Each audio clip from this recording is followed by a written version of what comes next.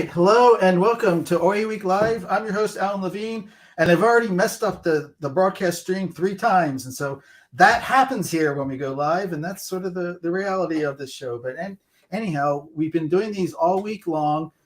Initially, I hope to do some things to, get people like, hey, coming up in the next couple hours, we have this thing. And over here, people are talking about ChatGPT, but everybody knows what's going on, but everybody can find the schedule. So I want to get quicker to the people we have in the studio, because that's been the best part of this, is these informal conversations about the projects people are working on and things they are doing. So with that, I'm going to start bringing my friends into the studio. And I have to say, this is our last show, and I saved the best people for last. How did that happen? Well, we'll see. So I'm going to start bringing our guests onto the stream, and that way they'll be able to talk and wave hello. And hello, everybody. Hey there. Are you ready for something crazy? Yeah, always. Sure. Okay. I don't have anything specifically in mind, but I really want to thank everybody for being willing to come in here and do an unstructured format. I know sometimes that makes people nervous, but really I feel like we don't always have enough time for kind of unstructured conversations because we're all so busy. So I'm going to ask some folks just to do a quick hello. Tell us where in the world you're from, and what's the thing you're most excited about right now? Or you can just talk about the weather. So anybody want to go first? I'll call on people if... Okay, I can go first. Yeah, I can always count on you, Maha. So introduce ourselves and say what we're most excited about? Yeah. All right. So I'm Maha. I am a professor of practice at the American University in Cairo Center for Learning and Teaching. So my main job is as an educational developer. And I am very excited about a lot of things because I get excited about a lot of things. I guess the most exciting thing that's happening next week is that two of my students and one of my research assistants and I are doing a Futurize Your Course type of thing, where we're talking about what would my course look like 20 years from now. And we're going to meet on Sunday to finalize that. So I'm excited to imagine what my course will be like in the future, inshallah. That's really brilliant. And it's so great to have you here, Maha. We don't get enough time to hang out, but I know we will make ways for that to happen. And just talking about Maha, she's on YouTube now as well. She's in 2 places at once. She's facilitating the conversations and practicing that hospital equity that Equity Unbound intentionally creates. So thank you so much. So I'm just going to call on people. So I really want to welcome. This is exciting to have Bukola James come to us, who just signed up for my forum without even knowing what she was getting into. So welcome, Bukola. Hi, Alan, and everyone. Thank you for inviting me to this session. So my name is Bukola James, and I'm joining from Nigeria. And the time currently is after past 5 p.m. Yes. And I'm a certified trainer of the Reading Wikipedia in the Classroom program. I joined the Wikimedia community in 2020 during the lockdown. And so far, it has really inspired me to learn a whole lot of things within the short time that I've joined the community. And sorry, I forgot to tell you that I'm a graduate of Library Information Science, and I'm also a special advisor for the Wikipedia Plus Education User Group. And yes, we've been doing a whole lot. And something that stood out for me this week was that I had the opportunity to go over what many people have been doing in the open community. Like before now, I had also followed what Alan has been doing for the live TV show. And I've seen series of very interesting sessions that he had held with some other presenters before today. So thank you so much. I'm so very honored to be on this session. Thank you. And yes, forgive me that my background is not really bright. Yes, sorry about that. No need to apologize. I was just so excited to see you sign up on the forum, and I just have to say, after a podcast with some librarians, including one in the Ukraine who came to us from the Ukraine, Ukraine. Like, I always thought highly of librarians, but like every time I interact with them, it escalates. So thank you so much, Bukola. And now let's see, I'm spinning the magical dice here of who's going to be next. I'll call my good friend and colleague Mia Zamora. Hi, Mia. It's so nice to see I you. was feeling I'd be next. am I that predictable? No. I think it has to do with a little like chemistry or something. Okay. Anyway, it's great to see everyone. And Bukola, I'm so glad to meet you. The rest of the team here I've worked with in one capacity or another, but Bukola, I just love meeting new friends. So I'm glad to have a connection with you now. Okay, so I'm Mia Zamora. I'm based in New Jersey, where I teach literature and writing. I'm a co-founder of Equity Unbound, which is a wonderful network of people who care about learning in the open. And what am I excited about? I was thinking about that for a second or two. A couple of things. I'm teaching this course right now, which really delves right into the whole question of technology and writing, because I'm a writing professor. So we're thinking a lot about artificial intelligence and natural language processing and the direction that that's taking writers in, both professionally and in the context of learning and education. But I think what I'm excited about most is that the core of the spirit of the course, which is it's the human nature of writing. So that leads me to my comment about what I'm excited about, which is this kind of moment that's opening up, I think, in many discussions for centering humanism as a critical aspect of what we do when we learn and when we love and when we connect with other people in a way that's meaningful. So anyway, that's it. And then the other quick thing I wanted to say, which is a little bit more like a snapshot about life, is I'm planning on traveling for the first time overseas since the time of the lockdown of the pandemic. And so my family and I are going to Portugal because I'm presenting a paper in Portugal this summer. So I'm really excited to eat like fresh sardines in Lisbon. That's what I wanted to say. That's fantastic. And AI, maybe we'll talk about that. That's a popular topic now, right? It hasn't come up. Not at all. Not at all. So this leads like on many levels of connections. I'm going to bring on Karen Cangliosi because there's a lot of things. You just got back from Portugal. And you're talking about membership, and Mia Kane University just joined OE Global as a membership. So what's the synchronicity there? And well, first of all, say hello. Okay. Hi. Thank you, Alan. I know there's so many things that I would like spark things that I want to talk about, and I'll try to do it quickly. So I'm Karen Cangliosi. I currently reside in Western Massachusetts, Northampton, Massachusetts here, and I'm the director of membership for OE Global. And I am excited about a lot of things. I've done a lot of travel just over the last 3 weeks. Just the trips that I needed to do just all ended up back to back. And so Portugal was one of them. And I definitely recommend eating the fresh sardines and all their other wonderful food that they have. But I was most recently, I was in Hawaii for the Hawaii Student Success Institute. And that was really fabulous. Like, talk about a passionate group of educators.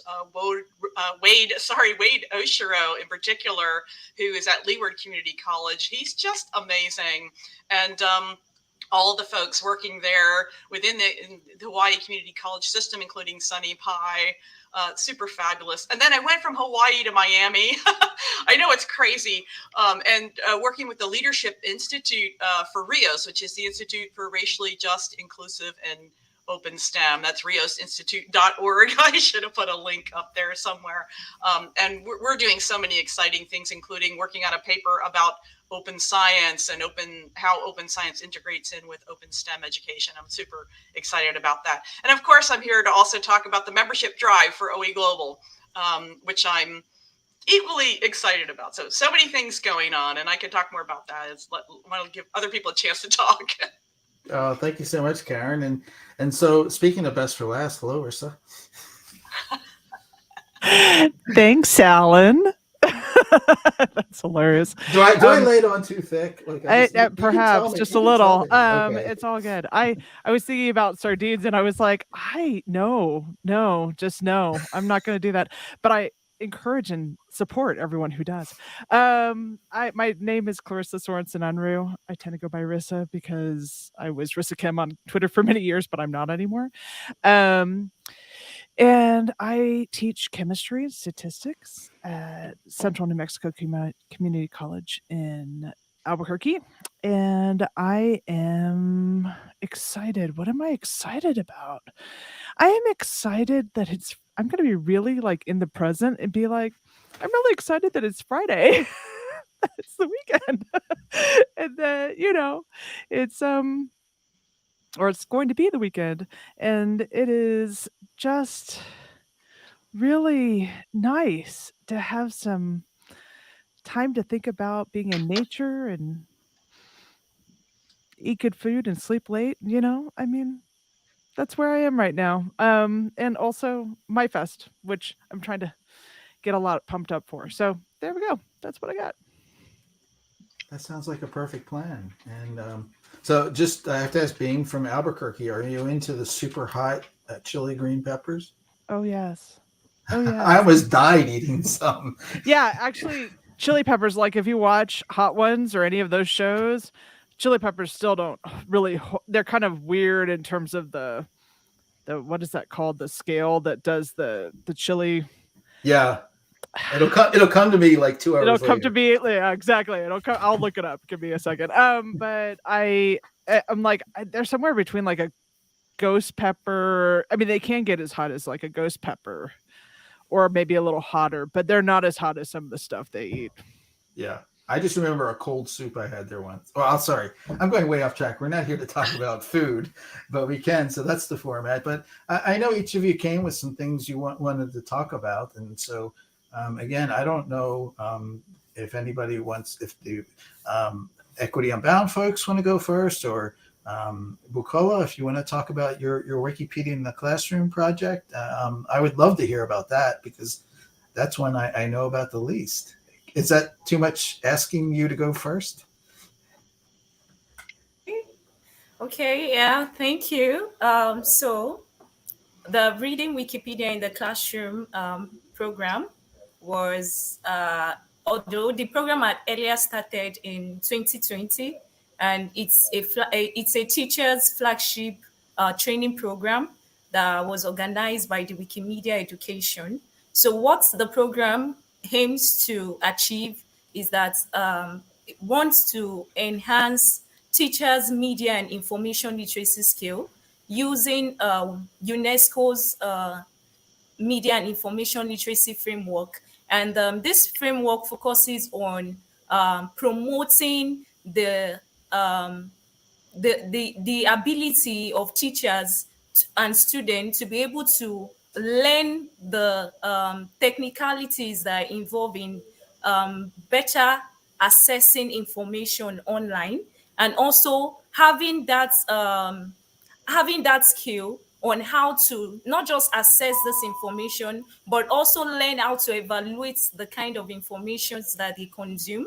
Because ordinarily, here in Nigeria, before the COVID-19 lockdown, it was basically face-to-face teaching and learning process. But with the pandemic coming to change the whole regular traditional Nigerian education system of having a face-to-face teaching and learning, like people had to now learn the new normal. And the new normal was that all schools had to go towards e-learning. It has to be either distance learning or remote learning. So, and for most secondary schools who were not really used to this kind of teaching and learning, they would find it very difficult to easily adapt the new system. So with the Reading Wikipedia in the Classroom training program, I was able to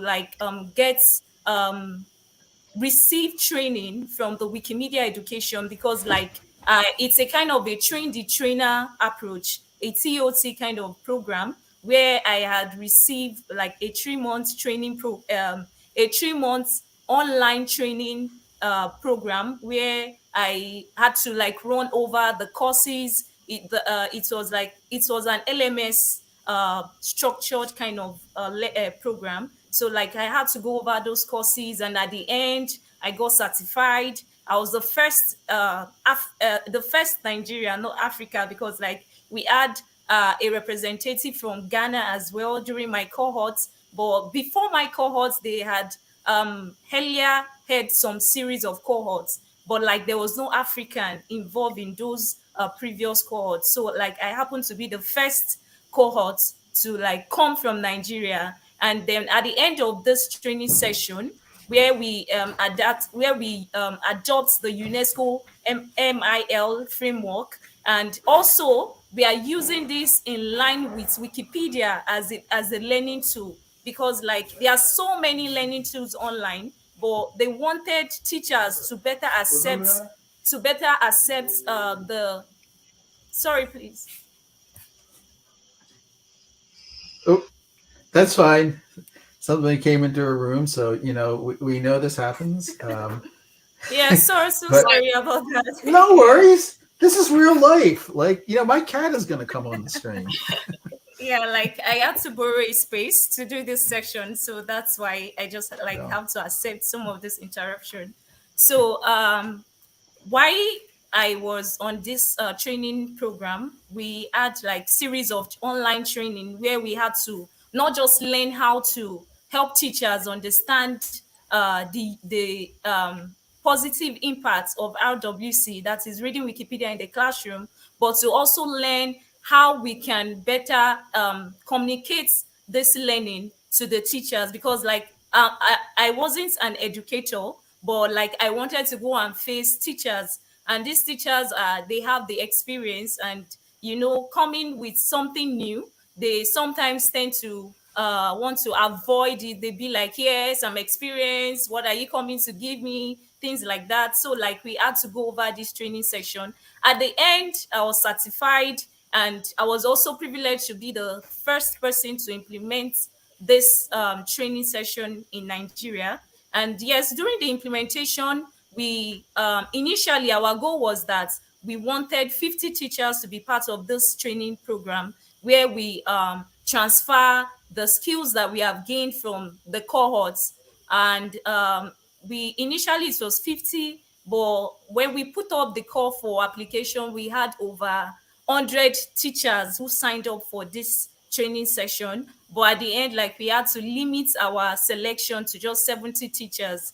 And after the selection, 70 teachers across 35 schools in Kwara State were engaged on how to promote their media and information literacy skill using Wikipedia as a learning tool in their various classrooms. And also, this training was, in fact, very important and very useful at that time, because, like, most teachers always believe that no, Wikipedia is not reliable. They don't want to promote the use of Wikipedia in their classroom. But having to engage these teachers and giving them a better understanding of what Wikipedia really is, and how they can effectively and more efficiently make use of Wikipedia, we were able to like change their perception, and also help them accept the use of Wikipedia in their class. At the end, 60 teachers were certified at the end of the training session,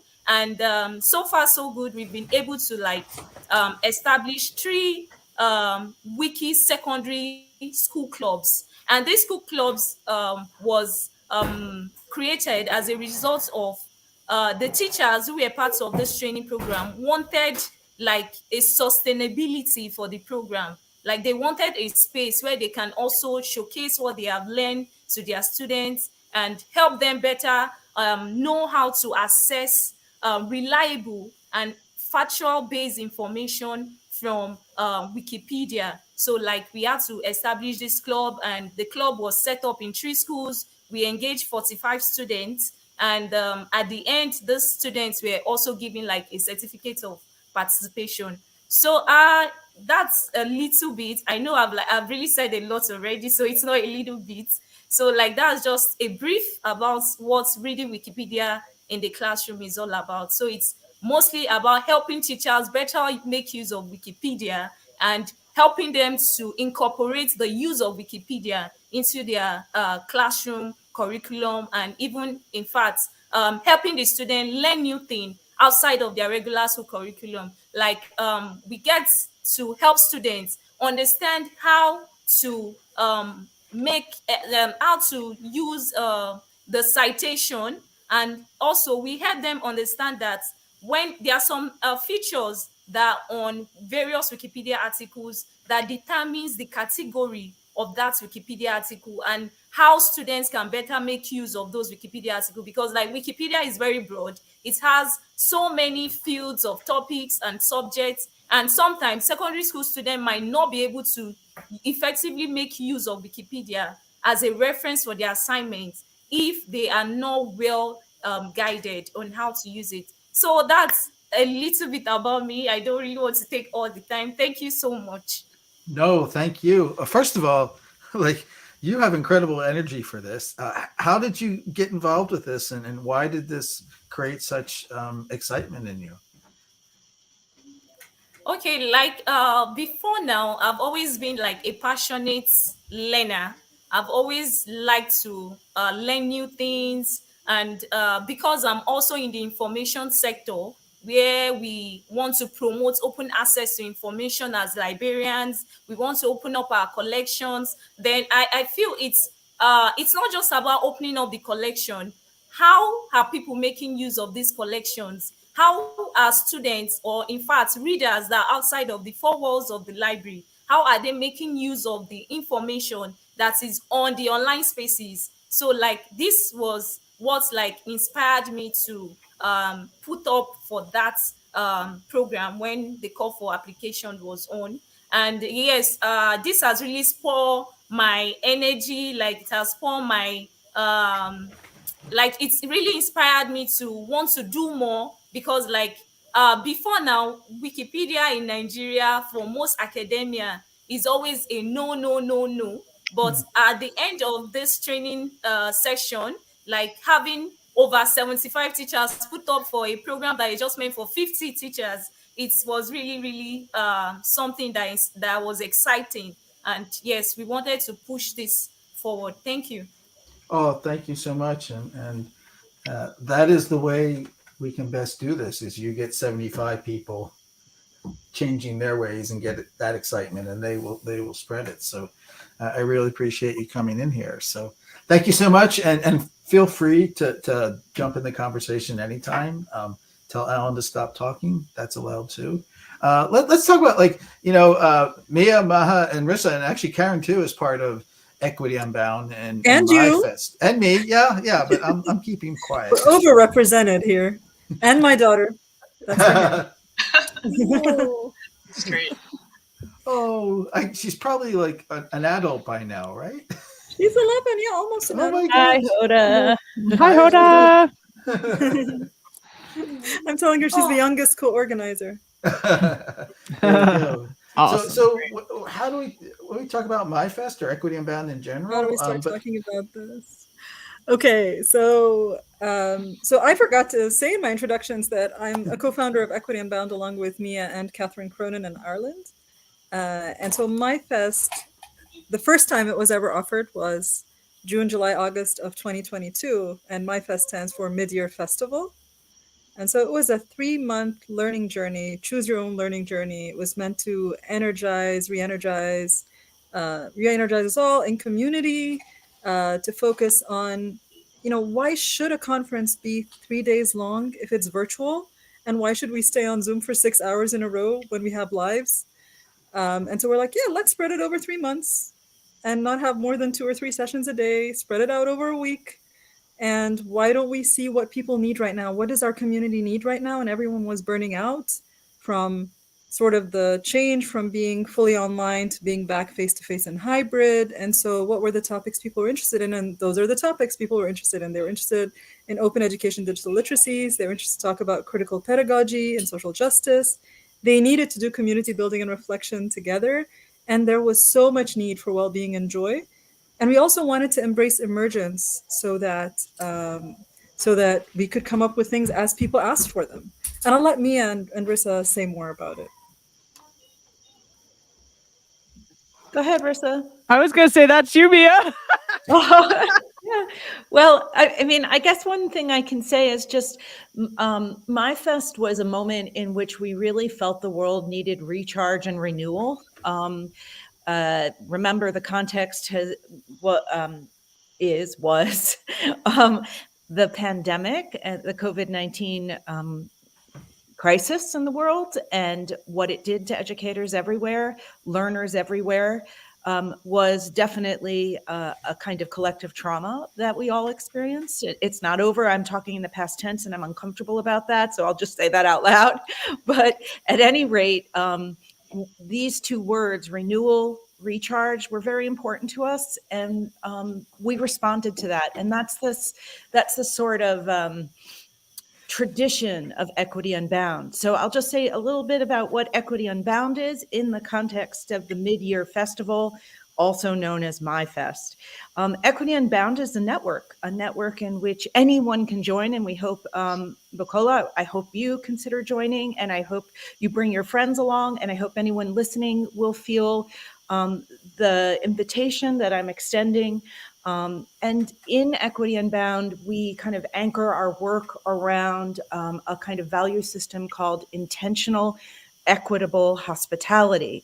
And we write about it and talk about it, referring to it as IEH, again, intentional, equitable hospitality. But really, it's about inviting people in with the value of inclusion, understanding that equity is an aspiration, that we are very different. All of us are very different people coming from so many different contexts, especially when you broaden that out into a global context.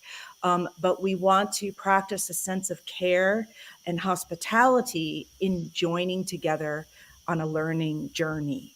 And so, yeah, those are some of the kind of key aspects of the value system of Equity Unbound. It's basically an open learning network. We have a lot of other things that we care about within it, but we have been honored to sort of be a part of a momentum around those values that I expressed over the course of the last 4 years or so.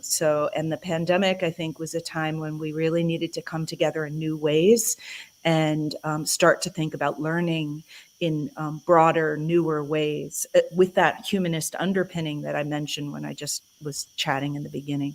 So I'll be quiet now, but that hopefully that sort of shared some of the things we're up to.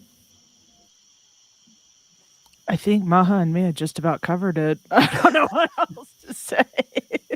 Exactly. We could talk about organization and such, but do you have a question, Alan? Maybe what you saw during MyFest, like what were some things that really stand out for you?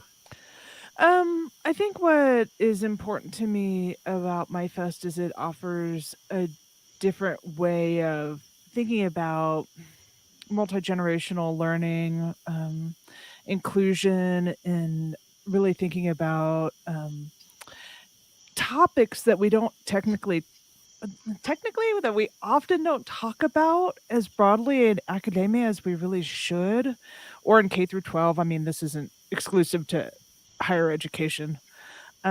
Things like grief and play and Sabbath, and I'm listing all of the things my sister did. But in terms of thinking about that rest and recharge, I really even the ideas of Adrienne Marie Brown that Karen talked about. I really think that it's a place to really dig into social justice issues in a caring and collaborative environment where everyone can kind of be themselves authentically. Does that help? Yeah, I think if I could jump in, like as someone who is a bit more of a participant, like a bit more like just coming into MyFest and not having been part of the organization the first time around. And like, I think that what I would say about it is that like the real sense of authentic community that was developed there is pretty rare. Like people often say, let's build a community. And I think that what the MyFest organizers and Unbound Equity does is really build community in ways that you don't see happen, where people are trusting each other, where they're talking about how do we bring these ideas into our work so that they actually are generative. And I think we can often underestimate the extent to which it's important to have a sense of support and community in order to get any of the work done that we need to do. So, even though I was there to talk about, STEM education and social justice in STEM, like, just talking to folks like, here's an idea is one thing, but saying you have a community of people that are going to support you through this process, that's where transformation can happen in education. And I think that's what MyFest does differently than pretty much anything I've seen in most other places. Okay, heart for Karen. I don't know if I can submit that. Yeah. It's better than an emoji any day. Ellen hates emojis, by the way. Recently. I love them. And I love that you love them. I don't object to what other people do, but also, also it'd be nice to hear about, like, because there is some planning and going on for MyFest 23, and I'm waiting for Maha to come in, but you guys can talk about it. But I also want to say, like, the range of both types of things that people could do was so much wider than other things, and the potential it creates to create connections. So you're not necessarily coming together with the same people that you generally come together at other meetings, and that's like what we want to. I mean, that's what's happening here. It's happened all week long, where people sign up for these sessions and they at least have some good conversations going. So what is the trajectory for MyFest 23?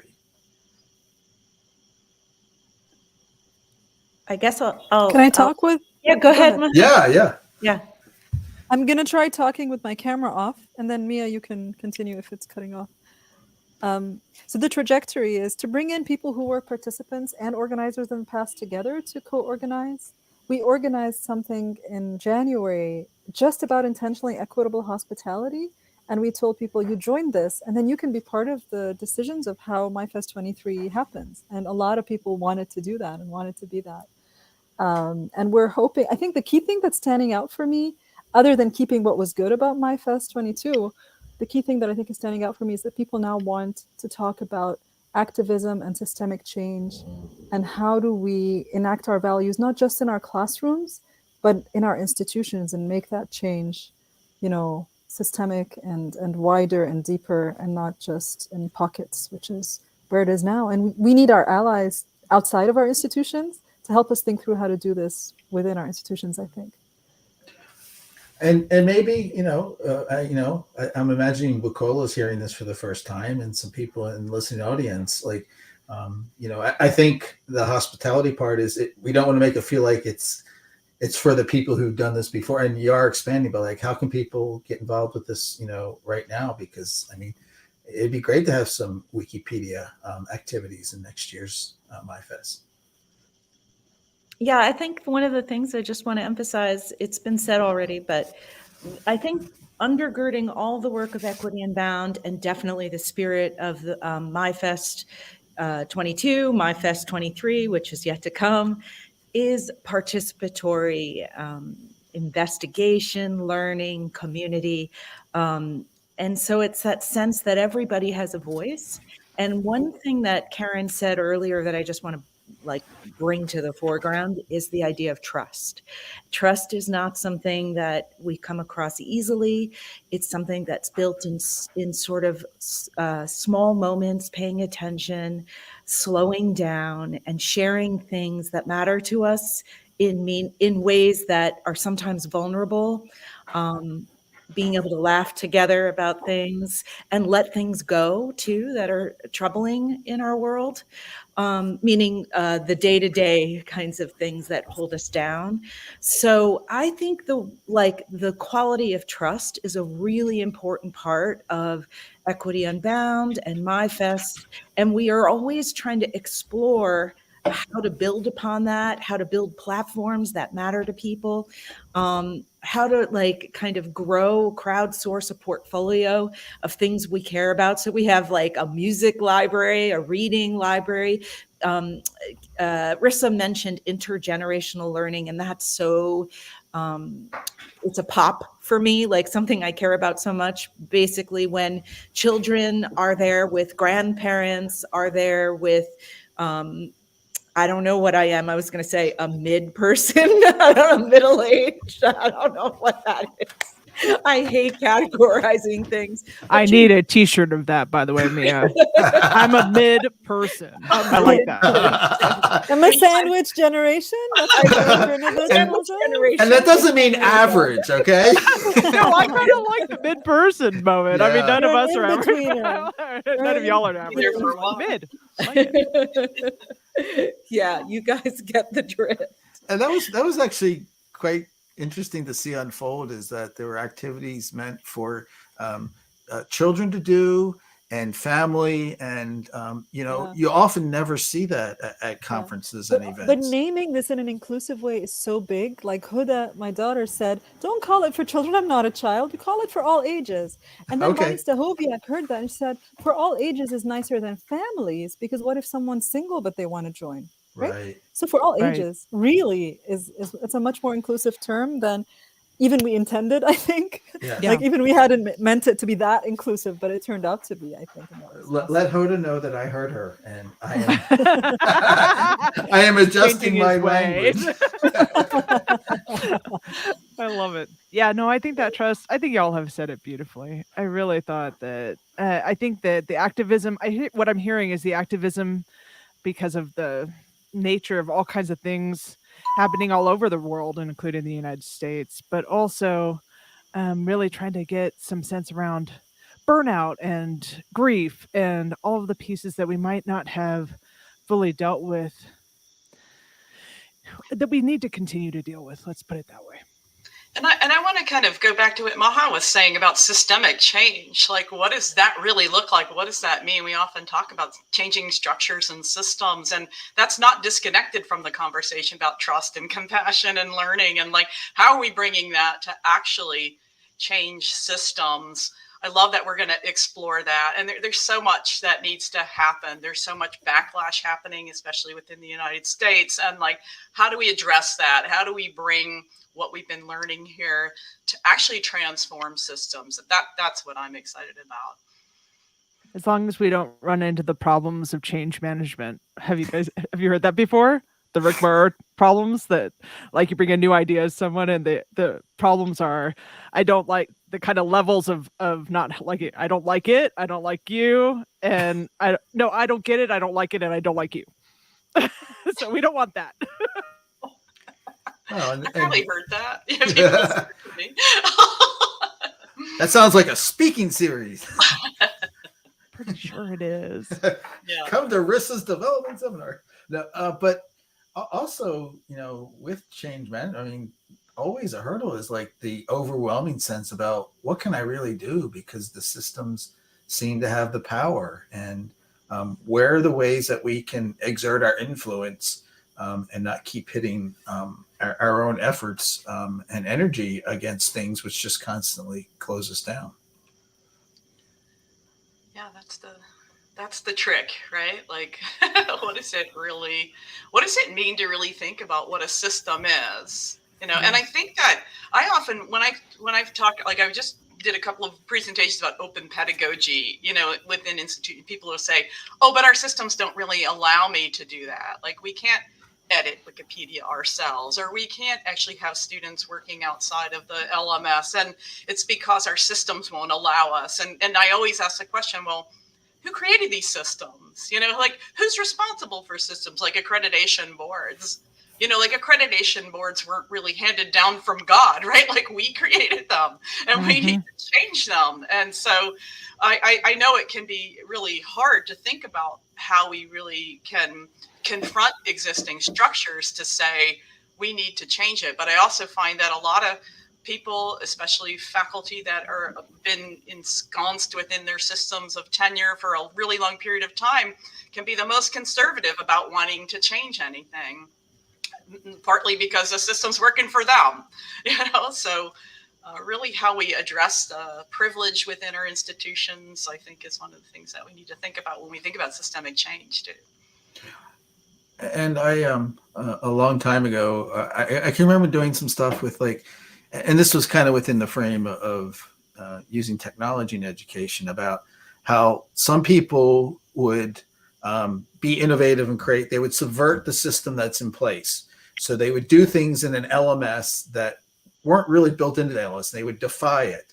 And the other way is just to going completely outside, when people would create their own things. And so it's possibility, I really believe in the inventiveness of teachers, because that's what teachers always do, when they are in the mode of teaching. They're not operating from, an artificial intelligent generated script. They're operating from their human nature.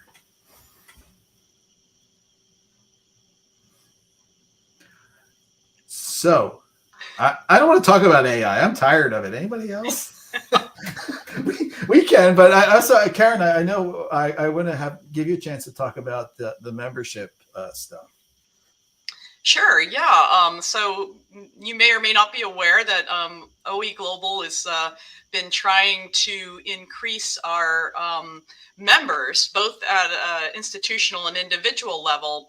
And in fact, the idea of being an individual member of OE Global is kind of new. I think it sort of predates my being membership director, and they were piloting it last year. Ellen could probably say more about it. And so what we've decided to do during Open Education Week is to allow folks to join as an individual member for free during OEWeek, although that's about to expire. It's going to end on March 12th, which is Sunday. So if you sign up now, before Sunday, you can be a free individual member of OE Global for a year. And we also have institutional discounts that, again, we have a 50% discount for institutions in underrepresented regions, and 20% discount for institutions in not so underrepresented regions. There's details on the website, and maybe Alan could put the link up to that there. I want to say, when I think about being sort of new to OE Global and thinking about why would anybody want to be a member? What does it mean to be a member of OE Global? What is this organization about? What can it be about, I think, is a bigger question, because we talk about OE Global as a member-driven organization. And so what I'd like to do is hear from our members. What do you think we should be doing that we're not doing already? I think we provide spaces for network and discussion. The OEG Connect platform, which is actually an incredible system. It's a little complex, but I encourage people to find your way through. And that system, that's all Alan. He constructed this magic on the web for people to find each other and network with each other. And so part of what we're trying to do is to really leverage the ways in which people can support each other and talk to each other and find each other. And so at least starting there, bringing members together to say, what do you want us to do? Instead of a few of us sitting in a room saying, this is what you're going to get as a member, what I'd like to say is, what would you, what would the ideal be? How can we bring the values of unbound equity, for example, into the organizational structure and functioning of OE Global? That would be, that's Karen Cangelosi's dream. I don't know if that's the dream of the other folks that are running that organization. But it'd be great to just chat about what could OE Global really be and look like if we could change those systems and make them anything that we'd want them to be. So I'm going to just sort of throw that question out to all of the brilliant minds that are right in this little room, as well as anybody who's listening.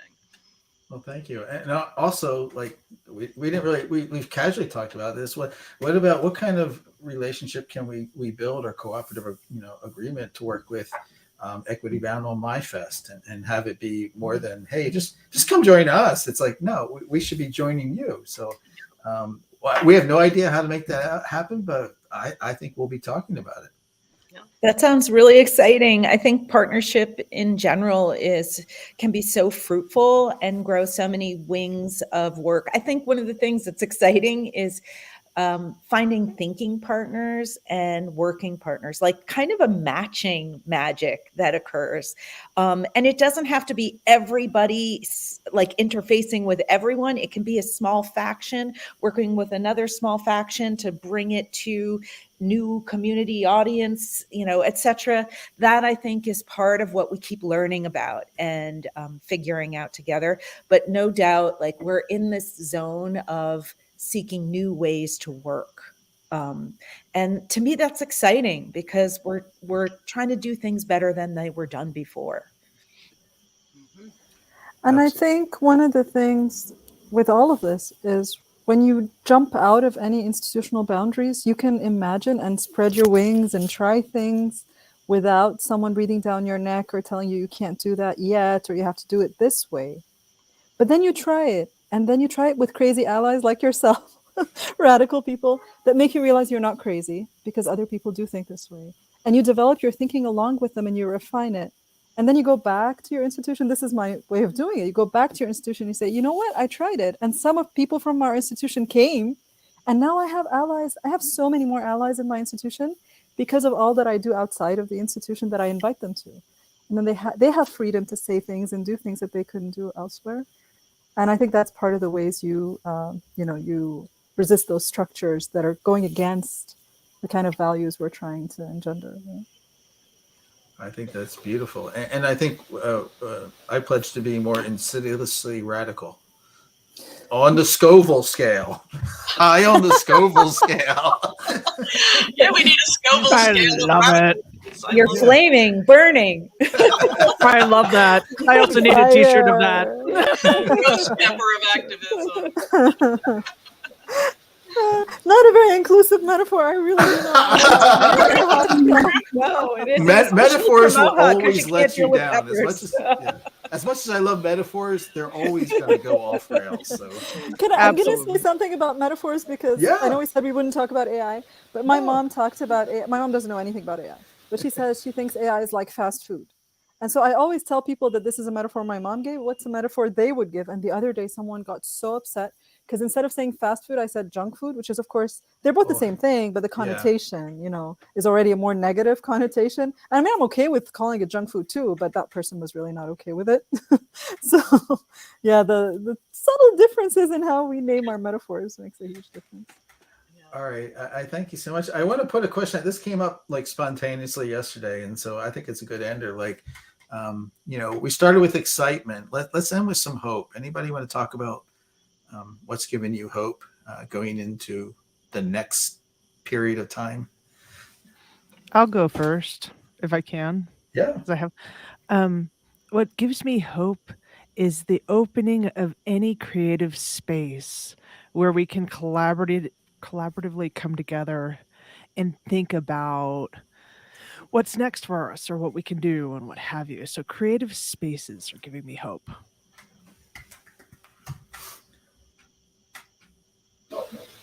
Okay, so for me, I would say what gives me hope. Before joining this section, I had earlier gone over other presenters' profile, and yes, something that struck me was the equity bound, if I'm not mistaken. So I went over the website and I saw something very different, something very new. I've not seen that before. Yes, so I want to give it up for, is it Maha? Sorry, I don't want to mispronounce your name. Yes, so I would say and just to add to what she said initially about the future of open education global, I would say having more gathering like this, having a panel discussion where we engage like minds, people that are very passionate about the same thing that we want to achieve. I think it will really do a lot good to increase the community and in fact bring more people to accept what they do in Open Education Global. And yes, equity bound, I think it's something that like we could have a kind of a partnership with the Wikimedia education if is something that interests her, or with the Wikimedia community, because like these are things that we don't really get opportunities to discuss, like engage most of the time, or in fact have a better understanding of the concepts, and how we can better understand what these topics are all about. So I think it's very good to have. I think open education should look out for having more partnership like this, having discussions that sprawl out ideas, generate new programs, and make people see reasons to continue to advocate for openness, continue to advocate for not just openness now, but like have more people become part of the open community. So that's just some of my few cents that I would like to add to this. Thank you. And I'm just going to riff off of that. Community and openness give me hope. And people's openness to become part of community, because there is no community if people don't open themselves up to the possibility. There's an attitude of coming into something like MyFest where you're willing, and then the hosts all obviously have to do the intentionally equitable hospitality to welcome you. But people who are open to that in itself gives me hope. I'm going to sort of just also just echo everything that people have said about like what gives me hope are communities like this, and the opportunity to have these kinds of discussions. And Unbound Equity and MyFest are, I think, at the forefront of creating spaces for people to have hope and find hope. And so I'm also hopeful about what a partnership can look like, and hopeful to feel that OE Global can kind of help to build that in ways that maybe it hasn't done before. So I'm hopeful about those things, which is maybe different than saying what's giving me hope, but I'm feeling some hope there. So thanks. Right. I guess I'll just thread a little bit of what I'm hearing together. And I just want to say what gives me hope is love. But I don't want to just say that and throw it out there like without context. I think when we can trust each other, when we can listen to each other, when we can connect in communities that are open to partnership and trying new things that haven't been done before, when we wish for more and better than what society seems to dish out, and we're able to sort of think together in love, that gives me hope. That's fantastic. And I want to thank you so much. I think Maha's internet may have flaked out on her, but we know she's here always. And also, what gives me hope is just these kind of conversations, because, and you know, still probably the most exciting thing ever since I started on the internet a billion years ago is that you accidentally meet people that you never would have before. And then you kind of, like, I always am hopeful and fed by things that just lead to the serendipity of coming into other interesting ideas and people. And that's what happens in these spaces. So I really want to thank you so much. For coming here and being part of the conversation, making these connections. And then also, I already forgot the last thing I was going to say thank you for, but just also for putting up with an unstructured environment. And I am planning to do more of this because I think these are very valuable. Well, we're thankful for you, Alan. Yes, and thanks, what you Alan. create here. It's pretty amazing. And you talk about serendipity, about meeting people in these different kinds of spaces, only to discover that they're from your hometown. Like Alan and I grew up in neighborhoods that were 5 minutes away from each other, which competing high schools. Milford Mill. That's right. Amazing. That's what makes me happy. So again, I want to thank you again and the people who are watching us on YouTube. And I found out people are actually enjoying, and Bukola mentioned this, that they're enjoying watching these later. So it's something that I hope to continue doing because I think these are pretty valuable. So happy last day of Open Education Week, which of course doesn't end anything for all we're doing. It gives, we're moving on to other things, and we just hope we keep crossing tracks. So, Sure. Thank you. ciao. Thank you. Thank you, Alan. Thanks, everyone. everyone. All right. Thank you, Alan. Thank This you, video's everyone. got